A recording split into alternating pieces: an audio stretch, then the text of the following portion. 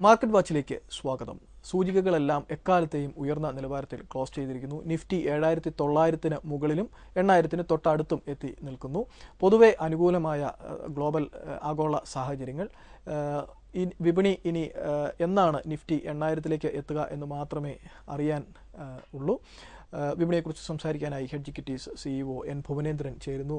ശ്രീ ഭുവനേന്ദ്രൻ, ഒരുപക്ഷെ തിങ്കളാഴ്ച വരാനിരിക്കുന്ന ബൈപോൾ റിസൾട്ടുകൾ, അത് ബീഹാറാണ് ഏറ്റവും അധികം ഉറ്റുനോക്കുന്ന ഒരു കാര്യം. അവിടെ ഈ സോകോൾഡ് സഖ്യത്തെ പരാജയപ്പെടുത്തി BJPക്ക് വീണ്ടും തരക്കേടില്ലാത്ത ഒരു വിജയം ലഭിക്കുകയാണെങ്കിൽ തിങ്കളാഴ്ച തന്നെ നിഫ്റ്റി 8000 കടക്കുകയില്ലേ?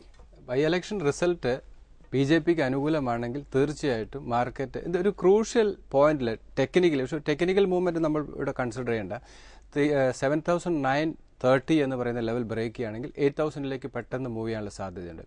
അതിന് അനുകൂലമായി ഈ ഇലക്ഷൻ റിസൾട്ട് BJPക്ക് അനുകൂലമാവുകയാണെങ്കിൽ തീർച്ചയായിട്ടും എനിക്ക് തോന്നുന്നു മൺഡേ ട്യൂസ്ഡേ 2 ദിവസത്തിനുള്ളിൽ ഇത് പോസിറ്റീവ് ആണെങ്കിൽ നിഫ്റ്റി ഇമ്മീഡിയറ്റ് 8000 മാർക്കറ്റിലേക്ക് മൂവ് ചെയ്യാനുള്ള സാധ്യത വളരെ കൂടുതലാണ്. ഇവിടെ നമ്മൾ ശ്രദ്ധിക്കേണ്ട ഒരു കാര്യം എന്ന് പറയുന്നത് 7930-ലാണ് മാർക്കറ്റ് ക്ലോസിംഗ്. ഒരു ക്രൂഷ്യൽ ക്ലോസിംഗ് ആണ്. ഒരു നോർമൽ മാർക്കറ്റ് മൂവിൽ ചിലപ്പോൾ ഈ 30 ബ്രേക്ക് ചെയ്തതിൽ 7930 എന്ന് പറയുന്ന ലെവൽ ബ്രേക്ക് ചെയ്ത് സ്റ്റെബിലൈസ് ചെയ്തില്ലെങ്കിൽ ചിലപ്പോൾ മാർക്കറ്റിൽ ചെറിയ കറക്ഷൻസ് സംഭവിക്കാം. എന്തായാലും മൊമെന്റം വളരെ പോസിറ്റീവാണ്. FIs വളരെ ആക്റ്റീവാണ്. കാരണം ഏറ്റവും വലിയ പോസിറ്റീവ് എന്ന് പറയുന്നത് FIസിന്റെ ആക്ടിവിറ്റിയാണ്. പലപ്പോഴും മാർക്കറ്റിനെ ഡ്രൈവ് ചെയ്യുന്ന ഫോറിൻ ഇൻസ്റ്റിറ്റ്യൂഷനാണ്. അവർ ഈ ഒരു 5 ദിവസം കൊണ്ട് തന്നെ 2000 crore നെറ്റ് ബൈയിങ് സൈഡിലാണ്. അപ്പോൾ ഫ്ലോ ഇന്ത്യയിലേക്ക് വരുന്നു. FIസിന് വളരെ താല്പര്യമുണ്ട് ഇന്ത്യൻ മാർക്കറ്റിൽ, ഇതാണ് കാണിക്കുന്നത്. അതുപോലെ റീറ്റെയിൽ പാർട്ടിസിപ്പേഷൻ കൂടി.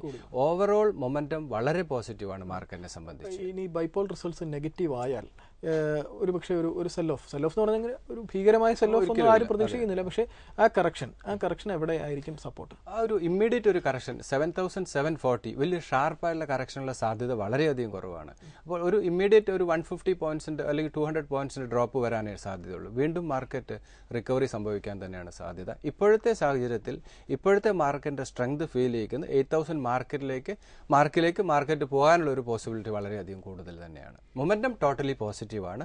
ഈ റിസൾട്ട് കൂടി അനുകൂലമായാൽ അതിന് കുറച്ചുകൂടെ എനർജി നൽകും. ഇമ്മീഡിയറ്റ് മാർക്കറ്റ് 8000 എന്ന് പറയുന്ന മാർക്കിലേക്ക് മൂവ് ചെയ്യും. മറ്റൊരു മാക്രോ എക്കണോമിക് ഡാറ്റ പരിശോധിച്ചു കഴിഞ്ഞാൽ പൊതുവെ ഗ്ലോബൽ സീനും വളരെ മികച്ചതായി വരുന്നു. ഇപ്പോൾ S&P കഴിഞ്ഞ ദിവസം റെക്കോർഡ് ഇട്ടു. ഡൗ ജോൺസ് ഓൾറെഡി റെക്കോർഡ് ഇട്ട് നിൽക്കുകയാണ്. അമേരിക്കൻ വിപണികൾ, യൂറോപ്യൻ വിപണികളും ഉണർന്നു വരുന്നു. സ്വർണത്തിൽ നിന്നുമുള്ള താല്പര്യം ഷിഫ്റ്റ് ഓഹരി വിപണിയിലേക്ക് വരുന്നു. സ്വർണം താഴെ പോകുന്നു. ഒപ്പം ഷെയിൽ ഗ്യാസിന്റെ കണ്ടുപിടുത്തം, അമേരിക്കയിലെ ഷെയിൽ ഗ്യാസിന്റെ കണ്ടുപിടുത്തം 2016 അവിടെ വാണിജ്യ മേഖലയിൽ വലിയൊരു കുതിച്ചുചാട്ടം ഉണ്ടാകുമെന്ന് പറയുന്നുണ്ട്. അത് ഇന്ത്യ അവരത് മറ്റ് രാജ്യങ്ങളിലേക്ക് കൊടുക്കാനും തയ്യാറായേക്കും എന്ന് പറയുന്നു. അപ്പോൾ നമുക്ക് ഈ ഗൾഫിനെ മാത്രം ആശ്രയിച്ച് നിൽക്കുന്ന ഇന്ത്യൻ പെട്രോളിയം സീൻ അത് അമേരിക്കയിലേക്ക് കൂടി ഷിഫ്റ്റ് ചെയ്യും എന്ന് പറയുന്നുണ്ട്. അപ്പോൾ അതും എല്ലാം ഇന്ത്യക്ക് പൊതുവെ തീർച്ചയായിട്ടും, കാരണം 80% ഇന്ത്യ ക്രൂഡ് ഓയിൽ ഇമ്പോർട്ട് ചെയ്യാണ്. ഇപ്പോൾ US അങ്ങനെ ഒരു സിറ്റുവേഷൻ വരികയാണെങ്കിൽ ഗ്ലോബലി തന്നെ ക്രൂഡ് ഓയിൽ പ്രൈസിന്റെ റേറ്റ് കുറയും. ഇന്ത്യയെ സംബന്ധിച്ച്, ഇന്ത്യൻ ഇക്കണോമിയെ സംബന്ധിച്ച് ഏറ്റവും വലിയ പോസിറ്റീവാണ് ഈ ക്രൂഡ് ഓയിൽ പ്രൈസിന്റെ കുറവെന്ന് പറയുന്നത്. ഇപ്പൊ നമുക്കറിയാം ഓയിൽ മാർക്കറ്റിംഗ് കമ്പനികളിലൊക്കെ തന്നെ ലോസ് ഈ സബ്സിഡി ബേർഡൻ നില്ലായിക്കൊണ്ടിരിക്കുകയാണ്. അത് വളരെ പോസിറ്റീവാണ്. ഒരു വർഷം മുമ്പ് ആരും പ്രതീക്ഷിച്ചിരുന്നില്ല. അതെ, ഒരിക്കലും പ്രതീക്ഷിക്കാത്ത കാര്യങ്ങൾ. ടോട്ടൽ ഇക്കണോമിക് സിറ്റുവേഷനിൽ ചേഞ്ച് തന്നെയാണ് സംഭവിച്ചുകൊണ്ടിരിക്കുന്നത്. എന്തോ ചിലപ്പോൾ നരേന്ദ്രമോദിയുടെ ഒരു ഭാഗ്യമായിരിക്കാം. എന്തായാലും ടോട്ടൽ മൊമെന്റം വളരെ പോസിറ്റീവാണ്. അതുപോലെ ഗവൺമെന്റ് ചില മെഷേഴ്സ് ബാങ്കിങ് സെക്ടറിൽ എടുത്തിരിക്കുന്ന, ബാങ്കിങ് സെക്ടറിൽ കൂടുതൽ അധികാരം നൽകുന്നു, സ്റ്റേക്ക് ഹോൾഡിംഗ് പുതിയ കമ്പനി ഫോം ചെയ്യുന്നു എന്ന് പറയുന്നത് ഒക്കെ തന്നെ ഇതൊക്കെ വളരെ ഒന്ന് ക്രൂഡ് ഓയിൽ പ്രൈസ് വരുന്നു, ഇങ്ങനെ ബാങ്കിങ് സെക്ടറിൽ എടുക്കുന്ന ചില അനൗൺസ്മെന്റുകളൊക്കെ തന്നെ മാർക്കറ്റ് വളരെ പോസിറ്റീവായിട്ടാണ് കാണുന്നത്. അതുകൊണ്ട് തന്നെയാണ് ഈ ഫ്ലോ ഇന്ത്യയിലേക്ക് വരുന്നതും. ഇതൊക്കെ ടോട്ടലി മാർക്കറ്റ് ഒരു പോസിറ്റീവ് മോഡൽ. ഇത് പറയുമ്പോൾ ഇനിയിപ്പോൾ മറ്റൊരു പ്രധാനപ്പെട്ട കാര്യം, സ്റ്റാൻഡേർഡ് ആൻഡ് പൂറിന്റെ റേറ്റിംഗ് ഏത് സമയവും വരും. നമുക്കൊരു റേറ്റിംഗ് അപ്ഗ്രേഡ് കിട്ടുമെന്ന് നമ്മൾ പ്രതീക്ഷിച്ചു. കഴിഞ്ഞ ആഴ്ച സംസാരിച്ചതാണ് കാര്യം. അങ്ങനെ പൊതുവെ അനുകൂലമായി നിൽക്കുന്നു. ഈ സാഹചര്യത്തിൽ പ്രത്യേകിച്ചും ഇത്രയും നാൾ പലരും ഒരു ബൈ ലിസ്റ്റിൽ വരാതിരുന്ന പൊതുമേഖലാ കമ്പനികളെ അധികം ആരും വലിയ റേറ്റിംഗിലേക്കോ ഒന്നും നൽകാതിരുന്ന, അധികം വലിയ നിക്ഷേപകർ വാങ്ങാതിരുന്ന ഒരു മേഖലയാണ്. കേരളത്തിൽ നിന്നുള്ള ഒരു ശരാശരി നിക്ഷേപകർ മാത്രമേ ഇതിൽ എക്സ്പോഷർ എടുത്തിട്ടുള്ളൂ. പക്ഷേ മുൻനിര കമ്പനികളായ ചിലവ അധികം ആരും ശ്രദ്ധിക്കാതെ കിടക്കുന്നത്. ഇപ്പോൾ ഉദാഹരണത്തിന് ബാൾമർ ലോറി സർക്കാരിന്റെ പൂർണ്ണമായും ഉടമസ്ഥതയിലുള്ള കമ്പനിയാണ്. അതുപോലെ തന്നെ container corporation of India, tourism മേഖലയിൽ നിന്നുള്ള കമ്പനികൾ, ഒപ്പം NBCC, ഇത്തരം റേറ്റ്സ് വരുന്നുണ്ട് റിയൽ എസ്റ്റേറ്റ് മേഖലയിൽ. അപ്പോൾ ഇത്തരം കമ്പനികളെ ഇനി എങ്ങനെയായിരിക്കും ഇങ്ങനെയുള്ള കമ്പനികൾ? ഇതിൽ ഗവൺമെന്റ് സ്റ്റേക്ക് അല്ലെങ്കിൽ ഗവൺമെന്റ് ഓൺ കമ്പനികളെ സംബന്ധിച്ച് നെഗറ്റീവ് എന്ന് പറയുന്നത് ഒരിക്കലും ഗവൺമെന്റ് ഇതിൽ ഫോക്കസ് ചെയ്തിരുന്നില്ല എന്നുള്ളതാണ്. അത് കഴിഞ്ഞ 10 വർഷത്തെ ഇങ്ങനെയുള്ള കമ്പനികളുടെ ഒന്ന് പ്രൈവറ്റ് പ്ലേസ്മെന്റ് നടത്തി, അങ്ങനെ ഇതെല്ലാം തന്നെ ആ സെക്ടറിനെ തന്നെ നശിപ്പിച്ചിട്ടിരിക്കുകയായിരുന്നു. അപ്പോൾ ടോട്ടൽ ഒരു റിവൈവലിന്റെ പാതയിലാണ്. അതിൽ ബാമർ ലോറി എന്ന് പറയുന്ന ഒരു സ്ട്രോങ് ബൈ റെക്കമെൻഡേഷൻ കൊടുക്കാവുന്ന ഒരു സ്റ്റോക്ക് തന്നെയാണ്. അപ്പോൾ ഈ സെക്ടറിലുള്ള സ്റ്റോക്കുകളൊക്കെ തന്നെ അതിൽ ഏറ്റവും ഒരു ബൈ ലിസ്റ്റിൽ നമുക്ക് ഇപ്പോഴത്തെ സാഹചര്യത്തിൽ കൊടുക്കാവുന്ന ബാമർ ലോറി തന്നെയാണ്. ടോട്ടൽ ഒരു റിവൈവൽ സംഭവിക്കും. കാരണം മോഡി ഗവൺമെന്റിന്റെ മേജർ ഫോക്കസ് എന്ന് പറയുന്നത് ഈ പബ്ലിക് സെക്ടർ കമ്പനികളെ പ്രോഫിറ്റിലാക്കുക എന്നുള്ളതാണ്. അതിനുള്ള മെഷേഴ്സ് തീർച്ചയായിട്ടും അദ്ദേഹം എടുക്കും. അത് ഈ കമ്പനി കഴിഞ്ഞ കുറേ വർഷങ്ങളായി ശ്രദ്ധിക്കപ്പെടാതെ കടന്നിരുന്ന ഈ കമ്പനികളുടെ പ്രോഫിറ്റബിലിറ്റിയാണ് ആദ്യം ഗവൺമെന്റിന്റെ ഫോക്കസ് എന്ന് പറയുന്നത്. അപ്പോൾ അതുകൊണ്ട് തന്നെ ഇങ്ങനെയുള്ള കമ്പനികൾ തെരഞ്ഞുപിടിച്ച നല്ല കമ്പനികൾ ഇൻവെസ്റ്റേഴ്സ് കേരളത്തിൽ എനിക്ക് തോന്നുന്നു കുറെ ആളുകൾക്ക് അറിയാവുന്ന BHEയിലും BEMലും അതെല്ലാം മികച്ചത് തന്നെയാണ്. ഇത്തരം കണ്ടെയ്നർ കോർപ്പറേഷൻ അല്ലെങ്കിൽ ഇപ്പോൾ സാർ സൂചിപ്പിച്ച സ്റ്റോക്ക്, ഇതൊക്കെ അല്ല, ഈ ബാമർ ലോറി ആണ് കണ്ടെയ്നർ കോർപ്പറേഷൻ ഒക്കെ തന്നെ ഒരു സ്ട്രോങ് ബൈ റെക്കമെൻഡേഷൻ. ഇത് ഒരിക്കലും നിക്ഷേപകർ എടുത്ത് ചാടരുത്. ഒരു ലോങ് ടൈം പോയിന്റ് ഓഫ് വ്യൂവിൽ ഈ സ്റ്റോക്ക് ഒക്കെ തന്നെ ഒരു സ്ട്രോങ് ബൈ റെക്കമെൻഡേഷൻ അഡ്വൈസബിൾ ആയിട്ടുള്ള സ്റ്റോക്ക് തന്നെയാണ്. കാരണം ഗവൺമെന്റ് മെഷേഴ്സ് ഈ സ്റ്റോക്കിൽ എടുക്കും. അത് തന്നെയാണ് ഇതിന്റെ പോസിറ്റീവ് എന്ന് പറയുന്നത്. തിരികെ വരാം ഇടവേളയ്ക്ക് ശേഷം.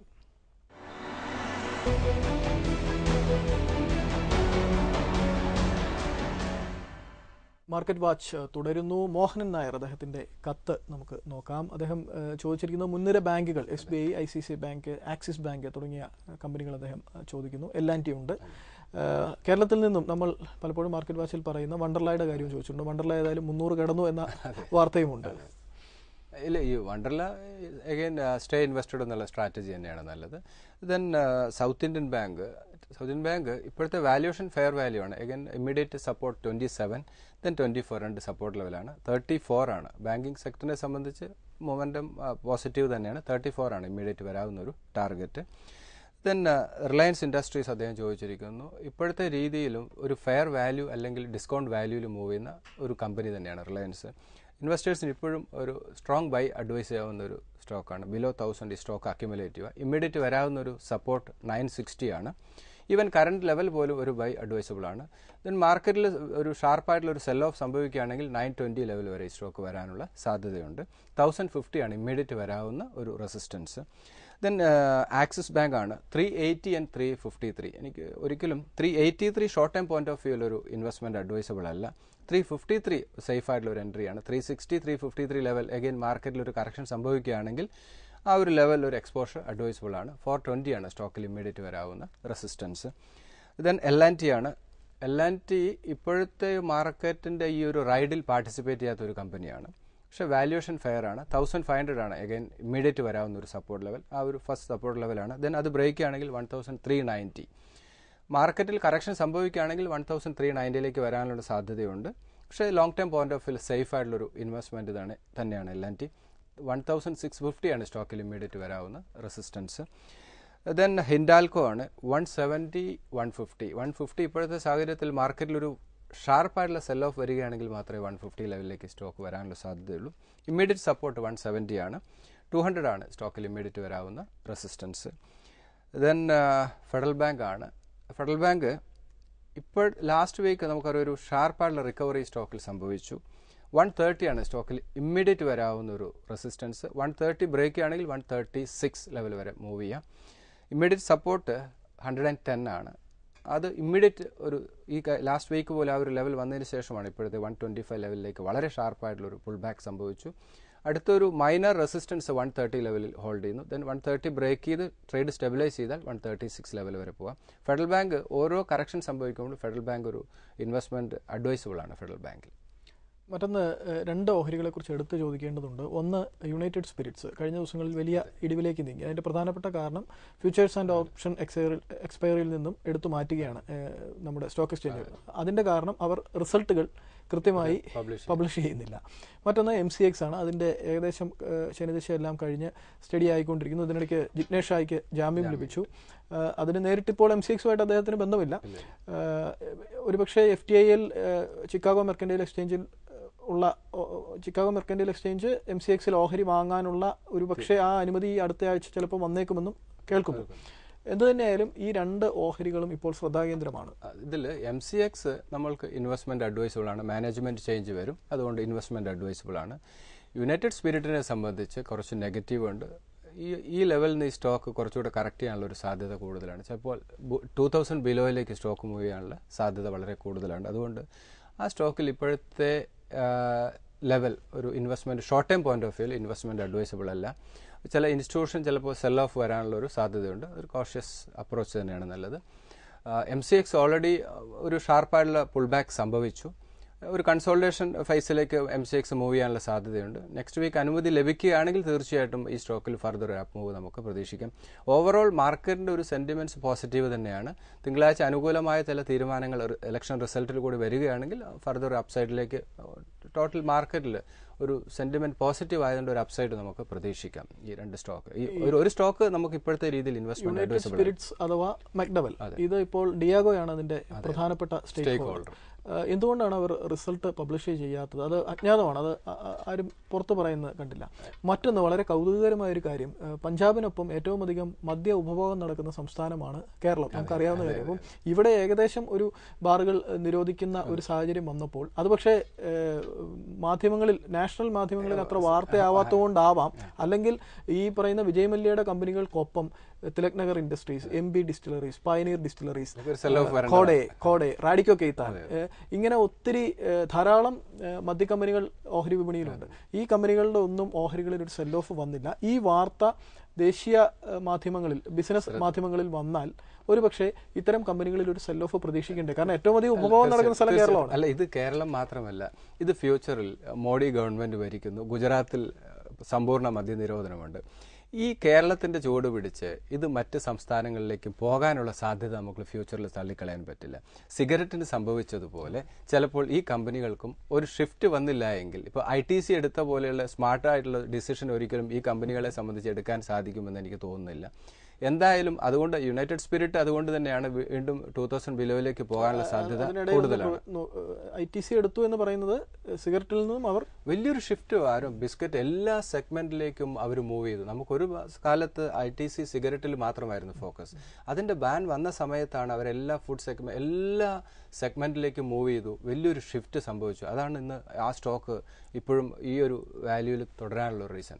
അപ്പം അതുപോലെ ഫ്യൂച്ചറിൽ ചിലപ്പോൾ ഓരോ സ്റ്റേറ്റും ഇതിന്റെ പാത പിന്തുടരാൻ, കേരളത്തിന്റെ പാത പിന്തുടരാനുള്ള ഒരു സാധ്യത നമുക്ക് തള്ളിക്കളയാൻ സാധിക്കില്ല. കാരണം എപ്പോഴും വോട്ട് ബാങ്ക് ആണല്ലോ. അപ്പം അതിന് അനുകൂലമായി ഏതെങ്കിലും ഒരു ഗവൺമെന്റ് ഡിസിഷൻ എടുക്കുകയാണെങ്കിൽ അത് ഇങ്ങനെയുള്ള കമ്പനികളെ സംബന്ധിച്ച് വളരെ നെഗറ്റീവ് തന്നെയാണ്. അതുകൊണ്ട് ഇങ്ങനെയുള്ള സ്റ്റോക്കുകളിൽ നിന്ന് തൽക്കാലം ഇൻവെസ്റ്റേഴ്സ് മാറി നിൽക്കുന്നതായിരിക്കും നല്ലത്. ആ ഒരു പ്രോഫിറ്റ് വേണ്ട എന്ന് തീരുമാനിക്കുന്നതായിരിക്കും നല്ലത് എന്നാണ് എനിക്ക് തോന്നുന്നത്. എന്തായാലും കേരളത്തിൽ നിന്നുള്ളവർ ഇപ്പോൾ മദ്യത്തിൽ നിന്നും ബാറിൽ പോയി മദ്യപിക്കാൻ കഴിയാത്തൊരു സാഹചര്യം പോലെ കേരളത്തിൽ നിന്നുള്ളവരടക്കമുള്ള ഓഹരി നിക്ഷേപകർ മദ്യ കമ്പനികളിലും നിക്ഷേപം വേണ്ട എന്നാണ്. തൽക്കാലം മാറി നിൽക്കുക, അതായിരിക്കും നല്ലതെന്നാണ് എനിക്ക് തോന്നുന്നത്. ലോങ് ടൈം വ്യൂവിൽ ചിലപ്പോൾ ഈ ബാൻ അല്ലെങ്കിൽ ഇങ്ങനെയുള്ള സിറ്റുവേഷൻ കേരളം പോലെ മറ്റ് സംസ്ഥാനങ്ങളും വരികയാണെങ്കിൽ ഇവരുടെ സെയിൽസിനെ തീർച്ചയായിട്ടും അത് ബാധിക്കാനുള്ള സാധ്യതയുണ്ട്. അതുകൊണ്ടാണ് അതിൽ നിന്നുള്ള ലാഭം വേണ്ട എന്ന് പറഞ്ഞത്. അതെ, അതുകൊണ്ട് തന്നെ. ഇനി നമുക്ക് മറ്റ് സെക്ടറുകൾ പരിശോധിക്കുകയാണെങ്കിൽ വേറെ പ്രധാനപ്പെട്ട 2-3, പ്രത്യേകിച്ചും ബാങ്കിങ് വെള്ളിയാഴ്ച ദിവസം ഒന്ന് റാലി ചെയ്തു. മറ്റൊന്ന് ഫാർമ സെക്ടർ. സൺ ഫാർമയും റാൻബാക്സിയും തമ്മിലുള്ള ലയനത്തിന് അംഗീകാരം ലഭിച്ചു. അപ്പോൾ ആ റാൻബാക്സിയിൽ നിക്ഷേപിച്ചവർക്കും ഇനി പേടിക്കേണ്ടതില്ല, വലിയ കുഴപ്പമില്ലാതെ സൺ ഫാർമ നമുക്കറിയാം മാനേജ്മെന്റ്. അപ്പോൾ അതൊന്ന്. രണ്ടാമത്തെ ഒരു വിഷയം, ഈ ബാങ്കുകളുടെ ഈ കഴിഞ്ഞ ആഴ്ച നമ്മൾ കണ്ടു Dena bank, oriental bank of commerce തുടങ്ങിയവ ചില ബാങ്കുകളെങ്കിലും ഒരു 500 കോടിക്ക് അടുത്ത് ഉള്ള ഒരു FD സ്കാം, ഫിക്സഡ് ഡെപ്പോസിറ്റ് സ്കാമിൽ പെട്ടു. പൊതുമേഖലാ ബാങ്കുകളാണെന്നത് വളരെ ശ്രദ്ധേയം. മൂന്നാമത്തെ കാര്യം, HDFCക്ക് എന്താണ് സംഭവിക്കുന്നത്? രാജ്യത്തെ ഏറ്റവും വലിയ ഭവന വായ്പ കമ്പനിയാണ് HDFC. അപ്പോൾ HDFC തുടർച്ചയായി വലിയൊരു മുന്നേറ്റത്തിന് ശേഷം ഒന്ന് തളർന്ന് താഴേക്ക് വരുന്നതാണോ? 10,000 കോടി രൂപ ക്യാഷ് റിസർവ് വേറെ കിടപ്പുണ്ട് കമ്പനിക്ക്. അല്ല, ഇതിനകത്ത് ഫണ്ടമെന്റലി വളരെ ശക്തമായിട്ടുള്ള ഒരു കമ്പനിയാണ് HDFC. അപ്പോൾ ഇൻവെസ്റ്റേഴ്സ് ശ്രദ്ധിക്കേണ്ട കാര്യം, ഇങ്ങനെയുള്ള ഈ റാലിയിൽ പാർട്ടിസിപ്പേറ്റ് ചെയ്തതിന് ശേഷം വളരെ ഷാർപ്പായുള്ള കറക്ഷൻ 1045 സ്റ്റോക്ക് ക്ലോസിംഗ് വന്നിരിക്കുന്നത്. ഈ സ്റ്റോക്ക് അക്യുമുലേറ്റ് ചെയ്യാന്നുള്ള സ്ട്രാറ്റജിയാണ് നല്ലത്. കാരണം വാല്യൂ ബൈയിങ് HDFCയിൽ അഡ്വൈസബിൾ ആണ്. അപ്പോൾ ഇൻവെസ്റ്റേഴ്സ് ഈ റാലിയിൽ പാർട്ടിസിപ്പേറ്റ് ചെയ്യാത്ത, ഇപ്പോൾ നമ്മളൊരു ബൈ റെക്കമെൻഡേഷൻ റിലയൻസ് ഇൻഡസ്ട്രീസ് അതുപോലെ തന്നെയാണ് ഈ HDFC പോലെയുള്ള സ്റ്റോക്കിലേക്ക് ഫോക്കസ് പോകുന്നത് തന്നെയാണ് നല്ലത്. ഒരു സ്ട്രോങ് ബൈ റെക്കമെൻഡേഷൻ ഇപ്പോഴത്തെ കറണ്ട് ലെവലിൽ ഈ സ്റ്റോക്കിൽ അഡ്വൈസബിൾ ആണ്. ഇതിനകത്തൊരു വൺ ടൈം ഇൻവെസ്റ്റ്മെന്റ് അഡ്വൈസബിൾ അല്ല. ഈ സ്റ്റോക്ക് അക്യുമുലേറ്റ് ചെയ്യുക. കാരണം ഫെയർ വാല്യൂ ആണ്, ഫണ്ടമെന്റലി സൗണ്ട് ആണ്, ക്യാഷ് റിസർവ് ഉണ്ട്. അപ്പോൾ അത് തന്നെയാണ് ഇതിന്റെ ഹൈലൈറ്റ് എന്ന് പറയുന്നത്. അതുപോലെ തന്നെയാണ് റിലയൻസ് ഇൻഡസ്ട്രീസ്. ഇപ്പം നമുക്ക് ബാക്കി ഓയിൽ മാർക്കറ്റിംഗ് കമ്പനികളൊക്കെ തന്നെ വളരെ ഷാർപ്പായിട്ടുള്ള ഒരു റാലി തന്നെ സംഭവിച്ചു. അത് ഫാർമയിലാണെങ്കിലും ശരി, ഈ ഓയിൽ മാർക്കറ്റിംഗ് കമ്പനികളാണെങ്കിലും ശരി, ഇത് രണ്ടിലും കുറച്ച് പോസിറ്റീവായിട്ടുള്ള ന്യൂസുകളുണ്ട്. അപ്പോൾ ആ സ്റ്റോക്കിന് പുറകെ പോകാതെ ഇങ്ങനെ വാല്യൂ ബൈയിങ് എന്നുള്ള രീതിയിൽ ഇങ്ങനെയുള്ള സ്റ്റോക്കിലേക്ക് ഇവരുടെ ഫോക്കസ് പോകുന്നതായിരിക്കും നല്ലത്. അതുപോലെ പബ്ലിക് സെക്ടർ ബാങ്കുകളിൽ നേരത്തെ സനൽ പറഞ്ഞല്ലോ, ഇത് 2 വീക്സ് മുമ്പ് തന്നെ സിൻഡിക്കേറ്റ് ബാങ്കിന്റെ സ്കാം വന്ന സമയത്ത് തന്നെ അസറ്റ് ക്വാളിറ്റിയിൽ ചില പ്രശ്നങ്ങളുണ്ട് എന്ന് പബ്ലിക് സെക്ടർ ബാങ്കുകൾ എസ്പെഷ്യലി ഉണ്ട് എന്നുള്ളൊരു വിലയിരുത്തൽ, അതായിരുന്നു ഈ സ്റ്റോക്കിലൊക്കെ തന്നെ സെൽ ഓഫ്. അപ്പോൾ അതിൽ റഡാറിൽ വന്ന സ്റ്റോക്കിലൊക്കെ തന്നെ, ഇപ്പോൾ നേരത്തെ പറഞ്ഞ ഈ സ്റ്റോക്ക് സിൻഡിക്കേറ്റ് ബാങ്ക് പോലെയുള്ള സ്റ്റോക്കിലൊക്കെ തന്നെ ഒരു സെൽ ഓഫ് വരാനുള്ള ഒരു പ്രധാന റീസൺ എന്ന് പറയുന്നത് ഈ അസറ്റ് ക്വാളിറ്റിയെക്കുറിച്ചും ഇങ്ങനെ ലോൺ, ഇങ്ങനെയുള്ള സ്കാമിനെ കുറിച്ചുള്ള ന്യൂസ് തന്നെയായിരുന്നു. അപ്പോൾ ഇത് ആ സ്റ്റോക്കിലുള്ള ഇൻവെസ്റ്റ്മെന്റ് തൽക്കാലം അവോയ്ഡ് ചെയ്യുക എന്നുള്ളതാണ് നല്ലത്. Front run Axis bank, ICICI bank, അതുപോലെ HDFC ബാങ്ക് പോലെയുള്ള സ്റ്റോക്കിലേക്ക് അവരുടെ ഇൻവെസ്റ്റ്മെന്റ്, അതുപോലെ സ്റ്റേറ്റ് ബാങ്ക് ഓഫ് ഇന്ത്യ ഒരു നല്ല വാല്യൂ ബൈയിങ് തന്നെയാണ്. ഈ സ്റ്റോക്കിലേക്ക് ഫോക്കസ് പോകുക, സ്കാമിൽപ്പെട്ട സ്റ്റോക്കിലേക്കൊന്നും നമ്മളുടെ ഫോക്കസ് പോകാതിരിക്കുന്നതായിരിക്കും നല്ലത്. തിരികെ വരാം ഇടവേളയ്ക്ക് ശേഷം. മാർക്കറ്റ് വാച്ച് തുടരുന്നു. വാണിജ്യ മേഖലയ്ക്ക് വലിയ രീതിയിൽ ഒരു ഊന്നൽ നൽകുന്ന തരത്തിലാണിപ്പോൾ ധനമന്ത്രി അരുൺ ജെയ്റ്റ്ലിയുടെ പ്രസ്താവനകൾ വന്നുകൊണ്ടിരിക്കുന്നത്. ഒപ്പം പ്രധാനമന്ത്രി മോഡിയുടെ രാഷ്ട്രത്തെ അഭിസംബോധന ചെയ്തുകൊണ്ടുള്ള ഓഗസ്റ്റ് 15 സ്വാതന്ത്ര്യദിനത്തിലെ പ്രസംഗം, അത് പലതവണ നമ്മൾ റിപ്പീറ്റ് ചെയ്ത് കേട്ടപ്പോൾ മനസ്സിലായ ഒരു കാര്യം എക്സ്പോർട്ടിന് വലിയ രീതിയിലുള്ള ഒരു ത്രസ്റ്റ് അദ്ദേഹം ഊന്നി പറയുന്നുണ്ട്. പല ചർച്ചകളിലും വന്നതുപോലെ മെയ്ഡ് ഇൻ ഇന്ത്യ ടാഗ് വിദേശ കമ്പനികൾക്ക് ഇന്ത്യ തുറന്നു കൊടുക്കുന്നു, ഇതെല്ലാം ഉണ്ട്. പക്ഷേ ഇന്ത്യൻ കമ്പനികൾ അവരുടേതായ ഒരു വെസ്റ്റേജ്, പാദമുദ്ര മറ്റ് രാജ്യങ്ങളിൽ കാണിക്കണം എന്ന തരത്തിൽ ഒരു വ്യക്തമായൊരു സന്ദേശം അതിലുണ്ട്. അങ്ങനെ നോക്കുമ്പോൾ ഇപ്പോൾ കഴിഞ്ഞ റാലി, ആഗോള സാമ്പത്തിക മാന്ദ്യത്തിന് മുമ്പുണ്ടായിരുന്ന റാലി നയിച്ചിരുന്നത് യൂണിടെക് അല്ലെങ്കിൽ JP തുടങ്ങിയ അത്ര മിടുക്കരല്ലാത്ത സ്റ്റഫായിരുന്നു കൊണ്ടുപോയത്. ആ ഒരു കാര്യങ്ങളിൽ നിന്നും മാറി വളരെ സ്റ്റാച്ചറുള്ള, വളരെ മിടുക്കുള്ള നല്ല കമ്പനികൾ ഇനി കൊണ്ടുപോകും എന്നുള്ള സൂചനയാണ് ഇത് തരുന്നത്. അങ്ങനെ എക്സ്പോർട്ട് കമ്പനികൾ ഇന്ത്യയുടെ ഒരു ഫ്ലാഗ്ഷിപ്പ് ബെറേഴ്സ് ആയിട്ട് മാറാൻ പോകുന്നത് അങ്ങനെ ഒരു പരിഗണന വെക്കുകയാണെങ്കിൽ, ഇപ്പോൾ സെൻസെക്സ് ഒരു 50,000-ലേക്കൊക്കെ നീങ്ങുകയാണെങ്കിൽ ഇത്തരം ഓഹരികളായിരിക്കുമല്ലോ അതിന്റെ മുന്നിൽ നിൽക്കേണ്ടത്, പതാകവാഹകരാകേണ്ടത്. അത് ഏതെല്ലാം കമ്പനികളായിരിക്കും? അതിൽ പ്രധാനമായിട്ടും പല സെക്ടറുണ്ട്. ഇതിൽ IT വളരെയധികം നമുക്ക് എപ്പോഴും ലൈം ലൈറ്റിൽ നിൽക്കുന്ന IT സെക്ടർ തന്നെ. ഇപ്പോൾ തന്നെ വളരെ ഫെമിലിയർ ആയിട്ടുള്ള എത്രയോ കമ്പനികൾ നമുക്കറിയാം. IT സെക്ടർ വളരെ പോസിറ്റീവ് ആയിരിക്കും. പിന്നെ ഓട്ടോ സെക്ടറിലാണ് ഏറ്റവും കൂടുതൽ ഇതിനകത്ത് സ്കോപ്പ് ഉള്ളൊരു സെക്ടർ. ഓട്ടോ ആൻസസറീസ് കമ്പനികളെ സംബന്ധിച്ചത് വലിയ ഭാരത് ഫോർജ് പോലെ നമ്മൾ ലാസ്റ്റ് വീക്ക് ഡിസ്കസ് ചെയ്താണ്, ഇത് നല്ലതാണ്. അതുപോലെ അൾട്രാടെക് സിമെന്റ് എക്സ്പോർട്ട് വളരെയധികം കൂടാനുള്ള സാധ്യത. അങ്ങനെ ഒട്ടനവധി കമ്പനികൾ ഇന്ത്യയെ സംബന്ധിച്ച് ഇതെല്ലാം വ്യക്തമായി നടപ്പിലാക്കുകയാണെങ്കിൽ എനിക്ക് തോന്നുന്നു വളരെയധികം സ്കോപ്പ് ഇങ്ങനെയുള്ള എക്സ്പോർട്ട് ഓറിയന്റഡ് ആയിട്ടുള്ള കമ്പനികളെ സംബന്ധിച്ച്. IT കമ്പനികളുടെ കാര്യം പറഞ്ഞപ്പോൾ IT ഫ്രണ്ട് ലൈൻ സ്റ്റോക്സിൽ മാത്രം ശ്രദ്ധിച്ചാൽ മതിയോ ഒരു സാധാരണ? ഇപ്പോഴത്തെ ക്ലാരിറ്റി വരുന്നത് വരെ ഫ്രണ്ട് ലൈൻ എത്രയോ നല്ല സ്റ്റോക്കുകൾ അവൈലബിൾ ആണ്. നമ്മൾ എപ്പോഴും റെക്കമെൻഡ് ചെയ്യുന്നത് ആ സ്റ്റോക്ക് തന്നെയായിരിക്കും അഡ്വൈസബിൾ എന്നാണ് എനിക്ക് തോന്നുന്നത്. ബാക്കി സ്റ്റോക്കുകളൊക്കെ ഓർഡർ കണ്ടുപിടിക്കാനും അവരുടെ ഓർഡർ ബുക്കൊക്കെ ശക്തമായതിനു ശേഷം അതിനുശേഷം ഒരു ഇൻവെസ്റ്റ്മെന്റ് ആയിരിക്കും അഡ്വൈസബിൾ. കാരണം എന്തുകൊണ്ടാണ് ഈ സ്റ്റോക്കുകളൊക്കെ ഇത്രയേറെ, ഇപ്പോൾ നമ്മൾ TCS എടുത്താലും ഇൻഫോസിസ് എടുത്താലും വിപ്രോ ഒക്കെ തന്നെ എന്തുകൊണ്ടാണ് അവർ ഫ്രണ്ട് ലൈനിൽ നിൽക്കുന്നത്? അത്ര സ്ട്രോങ് ആയിട്ടുള്ള ഓർഡർ ബുക്കാണ്. ഇതിന്റെ ഒരു മാർക്കറ്റ് പിടിക്കുക എന്ന് പറഞ്ഞാൽ അത്രത്തോളം ഈസി ആയിട്ടുള്ള കാര്യങ്ങളല്ല. അപ്പോൾ അതുകൊണ്ട് ഈ സ്റ്റോക്കിൽ തന്നെ ഫോക്കസ് ചെയ്യുന്നതായിരിക്കും നല്ലതെന്നാണ് തോന്നുന്നത്. ഇപ്പോൾ ഞാൻ കഴിഞ്ഞ ദിവസം ഒരാളുടെ അഭിമുഖത്തിൽ രമേശ് തമാനിയെ പോലെ വലിയൊരു നിക്ഷേപകൻ അദ്ദേഹം പറയുകയുണ്ടായി, സിമെന്റിന് വരാൻ പോകുന്ന ഒരു വലിയ ഫ്യൂച്ചർ ചൈനയുടെയും അമേരിക്ക അമേരിക്കയുടെയും കണക്കുകൾ ഉദ്ധരിച്ചാണ് അദ്ദേഹം പറയുന്നത്. അപ്പോൾ പ്രത്യേകിച്ചും മോഡി അല്ലെങ്കിൽ ഈ സർക്കാർ ഇൻഫ്രാസ്ട്രക്ചറിന് കൊടുക്കാൻ പോകുന്ന ട്രസ്റ്റ് റോഡുകളുടെ നിർമ്മാണം, വീടുകളുടെ നിർമ്മാണം ഇതെല്ലാം വരികയാണ്.